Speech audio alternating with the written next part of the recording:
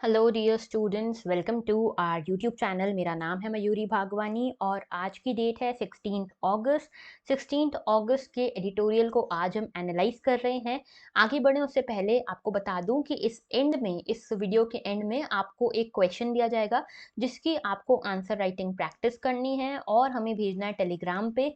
आगे बात कर लेते हैं। देखो, आपको भेजना कौन से चैनल पे है, इस चैनल पे आपको भेजना है मयूरी भागवानी यूपीएससी। ये एक डिस्कशन ग्रुप है हमारा जिसपे आप अपने आंसर्स भेजिएगा, हम उसको रिव्यू करेंगे, मैं उसको रिव्यू करूंगी, आपको एक दूसरे के आंसर्स पीयर रिव्यू करने हैं एंड इस तरह से पूरा सिस्टम चलेगा। ओके, अभी देखो, लास्ट टाइम मैंने आपसे ये क्वेश्चन पूछा था, the responsibility to protect privacy of citizens falls to government, discuss in context of recently introduced criminal procedure identification bill of 2022। ये क्वेश्चन मैंने आपसे पूछा था। तो देखो, मैंने आज कोई भी बेस्ट आंसर इसीलिए नहीं रखा क्योंकि हर आंसर में कोई ना कोई प्रॉब्लम थी, मेनली स्ट्रक्चरिंग की ही प्रॉब्लम है।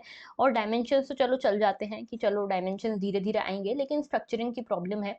सबसे पहले देखो, इस आंसर में करना क्या चाहिए था।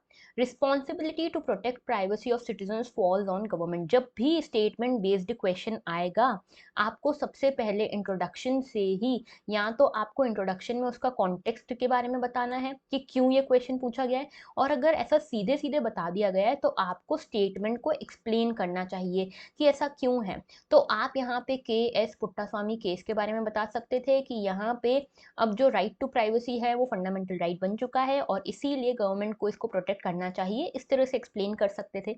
देन आपको बताना चाहिए था क्रिमिनल प्रोसीजर आइडेंटिफिकेशन बिल के बारे में। अब इसके मेजर प्रोविजंस बताने, अब प्रोविजन याद रखना कि प्रोविजंस बताने थे शॉर्ट में, ठीक है। लाइक इसमें आपको मैक्सिमम 50 वर्ड्स देने चाहिए थे, ठीक है, सिर्फ 50 वर्ड्स। अब यहाँ पे देखो, यहाँ पे पूछा डिस्कस, डिस्कस करना है प्राइवेसी के टर्म्स में, ठीक है। तो अब आप इसके बताओ कि प्राइवेसी कैसे है, क्योंकि बहुत एलिगेशंस लग रहे थे ना कि इस एक्ट पे, इस बिल पे, कि ये प्राइवेसी को हिंडर कर रही है। तो बताओ कि प्राइवेसी के रिगार्डिंग क्या इश्यूज हैं, इश्यूज ऑफ प्राइवेसी क्या है इस बिल में, ठीक है, इसको बताओ मेजरली। एंड देन आप बताओ कि नहीं, ऐसा नहीं है, कुछ सिग्निफिकेंस भी है, कुछ इंपॉर्टेंस भी है इस बिल की, ऐसा नहीं कि सिर्फ प्राइवेसी को यहाँ पे वायलेट करने का काम कर रही है ये, ठीक है। तो इस तरह से आपको इसकी सिग्निफिकेंस बतानी थी एंड एंड में आपको एक कंक्लूजन देना था जिसमें आपको ये लिखना चाहिए था कि जो भी लूप होल्स दिख रहे हैं उनको हमको क्लोज करते हुए बाकी एक्ट्स, जैसे हमने सभी स्टेक होल्डर्स को इन्वॉल्व करके एक्ट बनाए हैं, वैसे ही बाकी एक्ट्स के जैसे ही इसको बनाना चाहिए।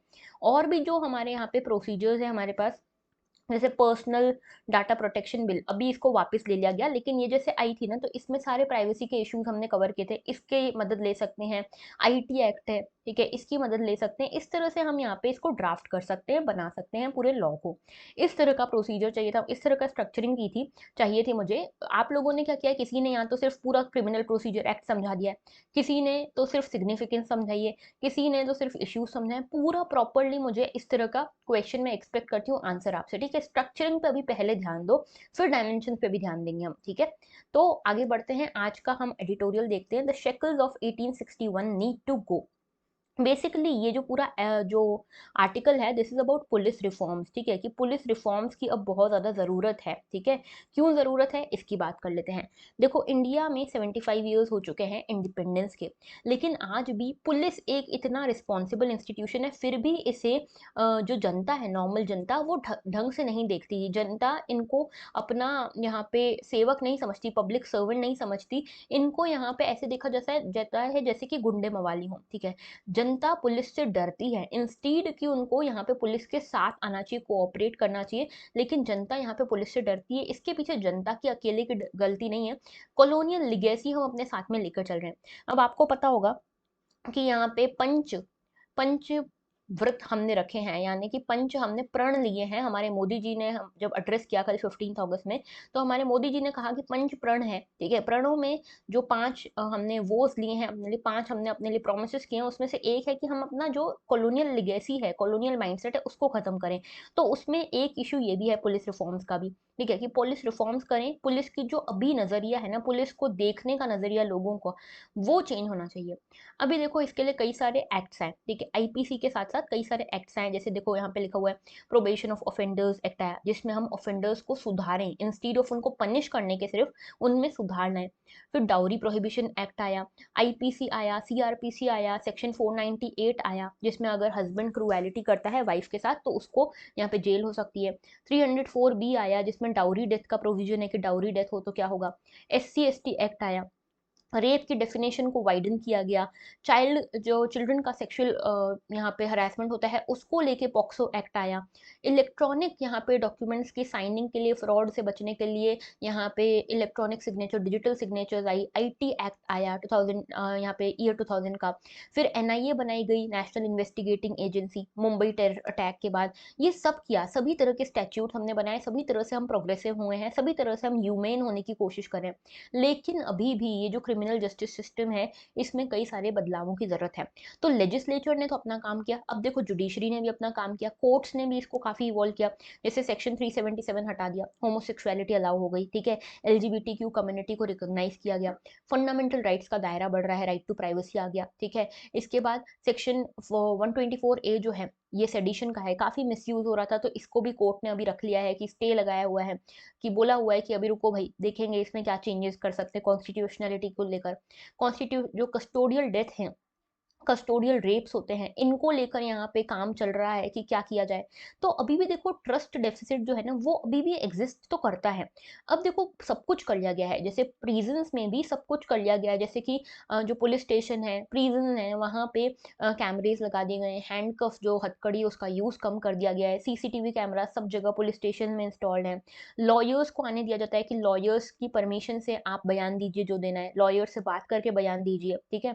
ये सब कुछ है, लेकिन आज भी अगर मान लो पुलिस स्टेशन में पुलिस के सामने कोई विटनेस है या कोई यहाँ पे अक्यूज्ड है, वो बयान देता है कुछ या फिर अपना जुर्म कबूल लेता है, तो उसको जुडिशरी में कोई मान्यता नहीं दी जाती। यहाँ पे अगर मान लो आपने मतलब मान लो कि मेरे ऊपर मर्डर का चार्ज है, मैंने पुलिस के सामने बोल दिया कि हाँ मैंने मर्डर किया है, तो इस बयान की कोई वैल्यू नहीं है जब तक ये यहाँ पे कोर्ट में प्रूव ना हो, या फिर मैं कोर्ट में डिस्ट्रिक्ट मजिस्ट्रेट के सामने या जो भी जज है उसके सामने ना बोलूँ ऐसा, ठीक है। तो यानी कि पुलिस के ऊपर ट्रस्ट नहीं किया जाता।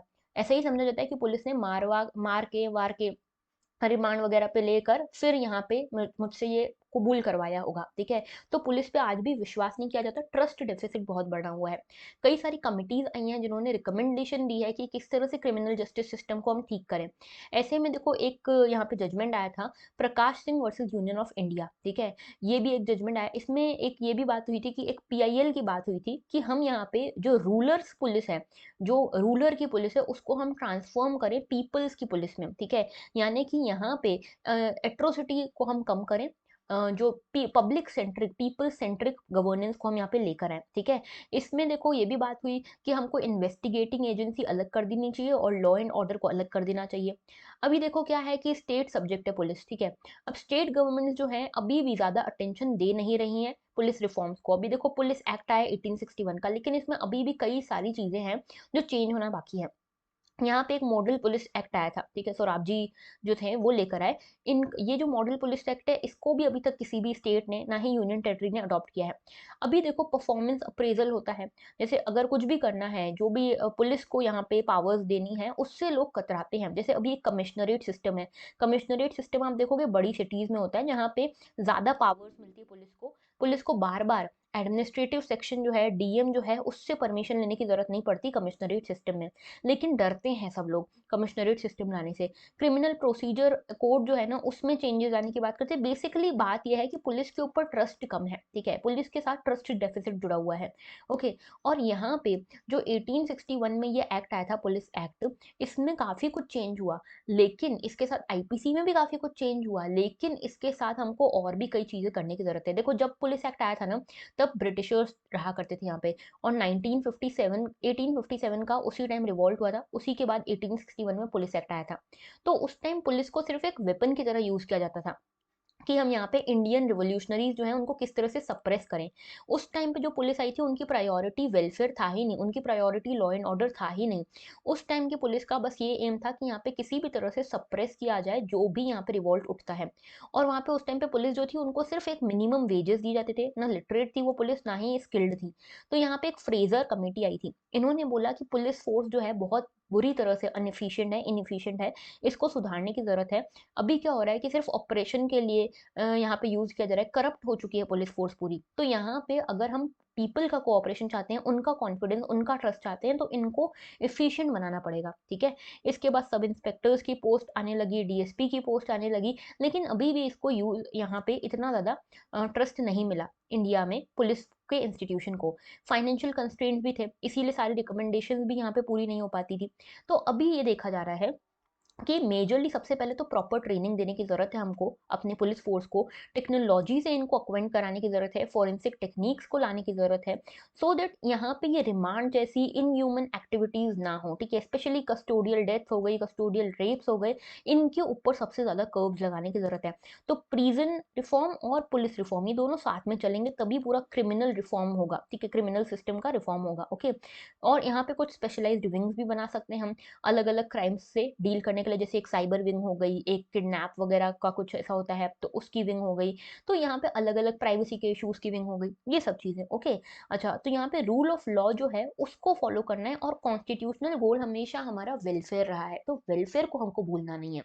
तो ये था पूरा आर्टिकल पुलिस रिफॉर्म्स को लेकर। अब आपके लिए ये क्वेश्चन है 250 वर्ड्स में, थोड़ा-सा ब्रेनस्टॉर्मिंग भी करना है इसमें, क्योंकि सिर्फ इतने पॉइंट्स सफिशिएंट नहीं होंगे जो हमने एडिटोरियल में पढ़े। ब्रेनस्टॉर्मिंग करना कहीं से टापना-वापना नहीं है, पहले ब्रेनस्टॉर्मिंग करना, फिर हम देखेंगे कि इसमें क्या-क्या ऐड हो सकता था, ओके? तो देखो क्वेश्चन है, discuss the need and significance of police reform in India. यहाँ पे ये क्वेश्चन का आंसर देना है आपको 250 वर्ड्स में, एंड मुझे आप लोग टेलीग्राम पे भेजिएगा। आज थोड़ा-सा लेट हो गया हमारा editorial analysis because of multiple reasons, अब क्या ही मैं उनके बारे में बताऊँ आपको।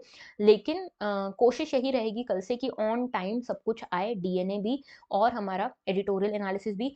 आज का जो प्रीलिम संग्राम है वो भी थोड़ा-सा लेट ही होगा, 10 सवा 10 बजे के आस-पास आएगा, वैसे 9:15 पे आता है, आज 10:15 पे आएगा।